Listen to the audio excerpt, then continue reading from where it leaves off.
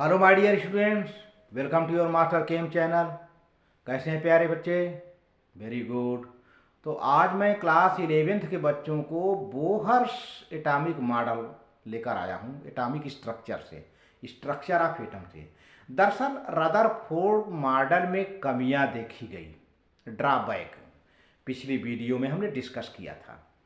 और कमियां ये थी कि स्टेबिलिटी नहीं बता पा रहा था वो मॉडल, और हाइड्रोजन स्पेक्ट्रल लाइन की एक्सप्लानेशन नहीं कर पाया, और जो है जो जिस आर्बिट में इलेक्ट्रॉन चक्कर काटता है, आर्बिट की क्या रूपरेखा है, इस तरह का कोई उन्होंने सही सही स्पष्ट दिया नहीं था।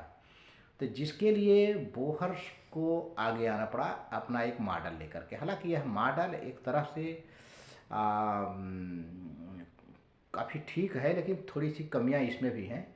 जो कि हाइड्रोजन स्पेक्ट्रा की केवल बात करता है, हाइड्रोजन स्पेक्ट्रा की, और ऐसे एटम जिसमें कई इलेक्ट्रॉन हों उनके लिए यह कम क्लियर होता है। तो देखते हैं। हाँ तो प्यारे बच्चों, बोहर्स मॉडल ऑफ एटम है।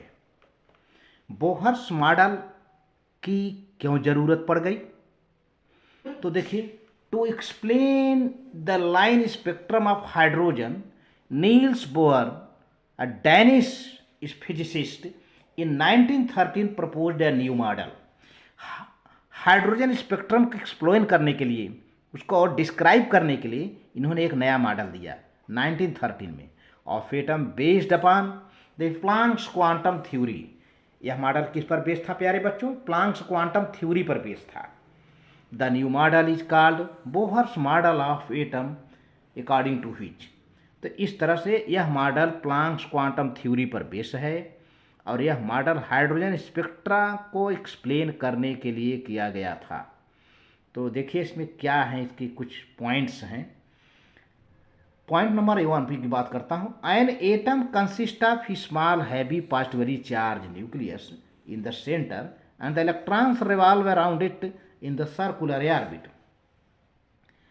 बोहर अपने मॉडल में बताते हैं कि किसी भी एटम में एक छोटा पॉजिटिव पार्ट होता है, सेंटर में छोटा सा पॉजिटिव पार्ट होता है, very small positive charge in the centre, and that part is known as nucleus. वह सेंट्रल पार्ट क्या कहा जाता है? Nucleus.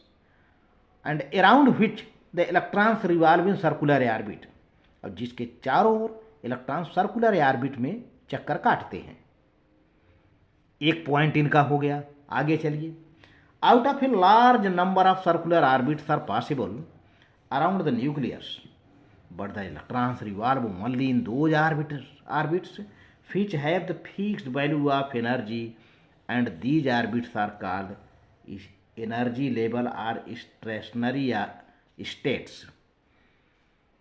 Out of a large number of circular orbits are possible. देखा जाए तो न्यूक्लियस के चारों ओर नंबर ऑफ सर्कुलर ऑर्बिट संभव हैं, बहुत सर्कुलर ऑर्बिट्स हो सकते हैं, संभव है। लेकिन इलेक्ट्रॉन उस ऑर्बिट में चक्कर काटेंगे जिनकी एक फिक्स एनर्जी होती है, और ऐसे फिक्स एनर्जी वाले ऑर्बिट को उन्होंने कहा एनर्जी लेवल या स्टेशनरी स्टेट्स। स्टेशनरी स्टेट का मतलब क्या है कि इलेक्ट्रॉन तो चक्कर काटता ही है, लेकिन उस एनर्जी लेवल का एनर्जी फिक्स रहता है, एक स्टेशनरी, एक फिक्स एनर्जी रहती है। इसका मतलब ये है। थर्ड पॉइंट है प्यारे बच्चों, the different energy levels as K L M N O P etcetera starting from the shell close to the nucleus are numbered as 1 2 3 4 etcetera. इन एनर्जी लेवल का जो नाम दिया गया सेंटर से होकर के अंदर की तरफ से के एल एम एन, अंदर से बाहर की ओर K L M N O P, और इनकी नंबरिंग भी अंदर से की गई है, न्यूक्लियस की तरफ से की गई है, 1 2 3 4 एक्सेट्रा।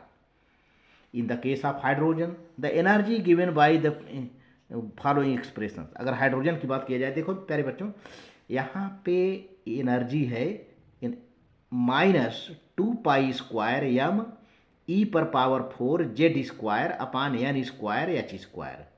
ये माइनस क्यों है? क्योंकि एनर्जी दिन प्रतिदिन इलेक्ट्रॉन की कम होती जाती है। तो 2 पाई स्क्वायर है, यम क्या है, मास ऑफ इलेक्ट्रॉन है, ई इलेक्ट्रॉन का चार्ज है पावर 4, जेड क्या है, एटम का एटॉमिक नंबर होगा, एन क्या है, नंबर ऑफ शेल होगा, एच क्या है, प्लैंक्स कांस्टेंट है। तो यहाँ पर हाइड्रोजन के लिए चूंकि एटॉमिक नंबर 1 होता है तो यहाँ जेड पर 1 × 1 जेड स्क्वायर है, 1 × 1 कर दिया, माइनस 2 पाई स्क्वायर यम ई पर power 4 N square H square. तो इस तरह से ये वैल्यू आ गया -2 पाई स्क्वायर यम ई पर पावर 4 अपान एन स्क्वायर एच स्क्वायर, इस तरह से है।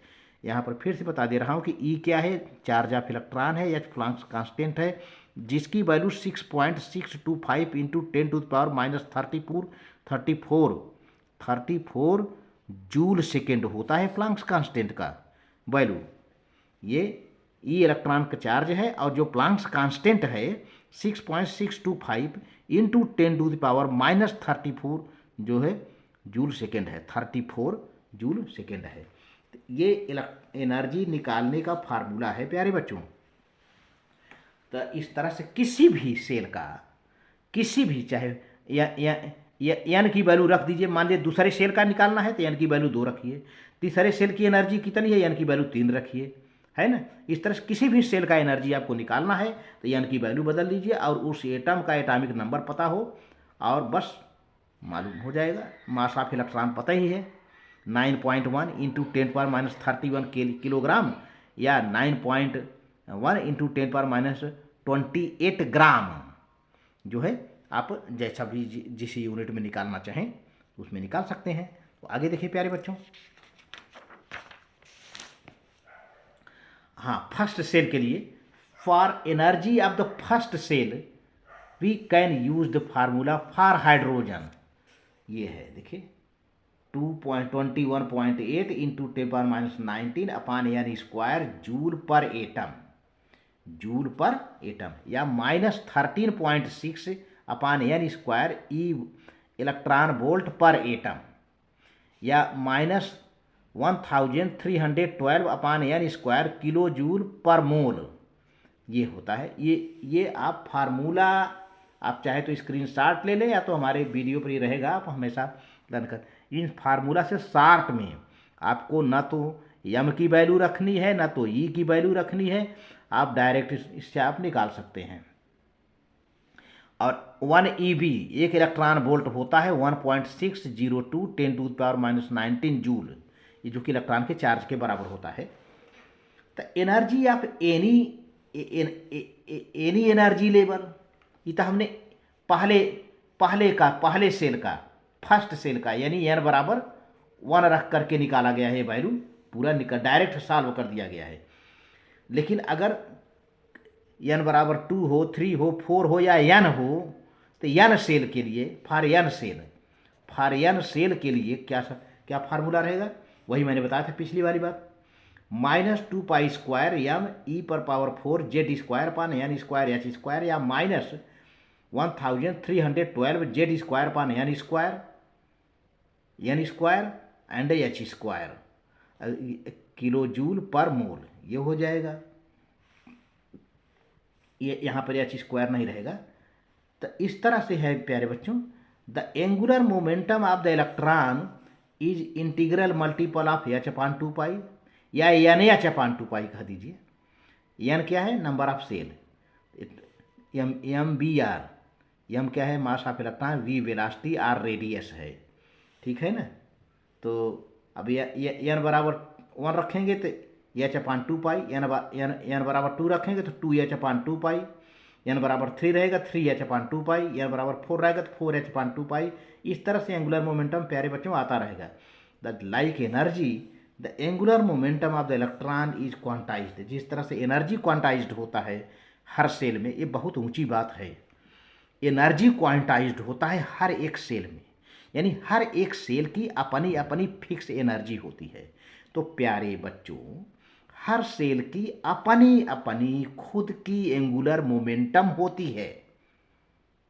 ये खूब अच्छी तरह से समझ लीजिए, ऑब्जेक्टिव में बहुत बार आया है, IIT JEE मेडिकल एंट्रेंस में, जिस तरह से हर एक सेल की एनर्जी क्वांटाइज्ड होती है, हर एक सेल की एनर्जी फिक्स होती है, उसी तरह से हर एक सेल की एंगुलर मोमेंटम भी फिक्स होती है, क्वांटाइज्ड होती है।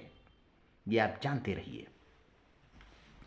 अब यहाँ पर फिर से मैं बता दे रहा हूँ, where M is the mass of electron that is 9.1 into 10⁻³ kg या 9.1 इंटू 10⁻28 ग्राम। जेड क्या है, atomic number of the element, जो भी एलिमेंट हो। ई क्या है, चार्ज ऑफ इलेक्ट्रॉन, चार्ज है 1.6 इंटू 10⁻19 कूलम्ब हो गया, इंटू 10⁻19 कूलम्ब। एन क्या है, नंबर ऑफ सेल्स हैं। एच क्या है, प्लैंक्स कांस्टेंट, जिसकी वैल्यू होती है 6.625 इंटू 10⁻34 जूल सेकेंड।